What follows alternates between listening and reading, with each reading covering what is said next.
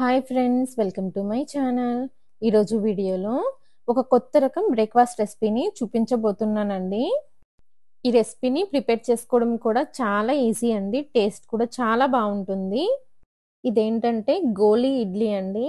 చాలా సాఫ్ట్గా, చాలా టేస్టీగా ఉంటుంది. ఇంట్లో ప్రతి ఒక్కరికి చాలా బాగా నచ్చుతుందండి. చిన్నపిల్లలు అయితే ఇలా చేసి పెట్టారంటే చాలా ఇష్టంగా కూడా తింటారు. ఇక లేట్ చేయకుండా ఈ గోలీ ఇడ్లీని ఎలా ప్రిపేర్ చేసుకోవాలో వీడియోలోకి వెళ్ళి చూసేద్దాము. ఈ ఇడ్లీ కోసమని స్టవ్ పైన కడాయి పెట్టి దానిలో 1.5 కప్పు వరకు తాగే మంచినీళ్ళని పోసుకోండి. నీళ్ళని పోసుకున్న తర్వాత దీనిలోనే రుచికి తగినంత ఉప్పుని కూడా వేసుకోండి. అలాగే 1 టీ స్పూన్ వరకు నెయ్యిని వేసుకోండి. తర్వాత నీళ్ళని బాగా మరగనివ్వాలండి. చూసారు కదా, నీళ్ళు ఇలా బాగా మరుగుతున్నప్పుడు దీనిలోకి 1 కప్పు వరకు బియ్యం పిండిని వేసుకొని బాగా కలుపుకోవాలి. మీరు తడి పిండిని వేసుకున్నా పర్లేదు, పొడి పిండిని వేసుకున్నా పర్లేదండి. పిండిని బాగా కలుపుకోవాలి. నీళ్ళని ఏ కప్పుతో తీసుకున్నారో బియ్యం పిండిని కూడా అదే కప్పుతో తీసుకోవాలి. ఇలా కలుపుతూ ఉంటే బియ్యం పిండి వాటర్ బాగా మిక్స్ అయిపోతాయి. పిండి ఉండలు కట్టకుండా స్పాచులాతో కానీ గెరటితో కానీ ఇలా మ్యాష్ చేస్తూ బాగా కలుపుకోవాలి. చూసారు కదా, 2-3 నిమిషాలు ఇలా బాగా కలుపుకున్న తర్వాత ఫ్లేమ్ని ఆఫ్ చేసేసి మూత పెట్టి 5 నిమిషాలు పక్కన పెట్టేసేయండి. ఒక 5 నిమిషాల తర్వాత ఈ పిండి మొత్తాన్ని ఒక బౌల్లోకి తీసుకొని చేతిని తడి చేసుకుంటూ పిండిని బాగా కలుపుకోవాలి. ఒకవేళ పిండి కనుక పొడి పొడిగా అయిపోయినట్లయితే కొంచెం వేడి వాటర్ పోసుకొని పిండిని బాగా కలుపుకోండి. ఒకవేళ పిండి కనుక పొడి పొడిగా అయినట్లయితే అవసరమైనన్ని వేడి వాటర్ని పోసుకొని పిండి చూసారా ఈ విధంగా సాఫ్ట్గా ఉండేట్లు కలుపుకోవాలి. ఇలా పిండిని సాఫ్ట్గా కలుపుకున్న తర్వాత కొంచెం కొంచెం పిండిని తీసుకొని చిన్న చిన్న బాల్స్ లాగా ప్రిపేర్ చేసుకోవాలి. ఈ బాల్స్ అనేవి మీ ఇష్టం అండి. చిన్నవైనా చేసుకోవచ్చు, పెద్దవైనా చేసుకోవచ్చు. ఇలా పిండి మొత్తాన్ని చిన్న చిన్న బాల్స్గా ప్రిపేర్ చేసుకొని ఒక ప్లేట్లోకి తీసేసుకున్నాను. చూసారు కదా, ఇవైతే భలే సాఫ్ట్గా ఉంటాయండి. ఇప్పుడు వీటిని ఉడికించడం కోసమని ఇడ్లీ ప్లేట్లు కానీ ఇలా చిల్లులున్న ప్లేట్ కానీ తీసుకొని వాటికి నెయ్యిని రాసి ఈ బాల్స్ని ఆ ప్లేట్లోకి తీసేసుకోండి.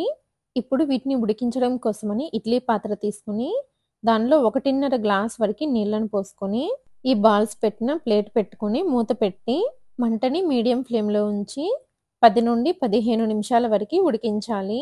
నేనైతే 15 నిమిషాలు ఉడికించానండి. ఇవి చక్కగా ఉడికిన తర్వాత ఫ్లేమ్ని ఆఫ్ చేసేసి మూత పెట్టి ఒక 5 నిమిషాలు అలా పక్కన పెట్టేసేయండి. 5 నిమిషాల తర్వాత ఇడ్లీ పాత్రలో నుంచి ప్లేట్ని తీసి పక్కన పెట్టానండి. ఇవి ఉడికిన తర్వాత ఒక బాల్ని తీసి చూపిస్తున్నాను, చూసారా ఎంత సాఫ్ట్గా ఉందో. ఇప్పుడు వీటికి తాలింపు కోసమని స్టవ్ పైన కడాయి పెట్టి దానిలోకి 2 స్పూన్ల వరకు నూనె వేసుకోండి. తర్వాత 1 స్పూన్ వరకు ఆవాలు, 1 స్పూన్ పచ్చిశనగపప్పు, 1 స్పూన్ మినపగుళ్ళు, 2 స్పూన్ల వరకు నువ్వులను వేసుకోవాలి. అలాగే ఒక ఎండుమిరపకాయని ఇలా 2 ముక్కలుగా కట్ చేసి వేసుకోండి. తర్వాత 1/2 స్పూన్ వరకు ఇంగువను వేసుకోండి. మీకు ఇంగువ ఫ్లేవర్ కనుక నచ్చకపోతే స్కిప్ చేసేయండి. అలాగే కొంచెం కరివేపాకు కూడా వేసుకుని ఈ తాలింపుని బాగా ఫ్రై చేసుకోండి. తాలింపులో నువ్వుల్ని వేసుకున్నాం కదండి, ఈ ఇడ్లీకి మంచి టేస్ట్ వస్తుందండి.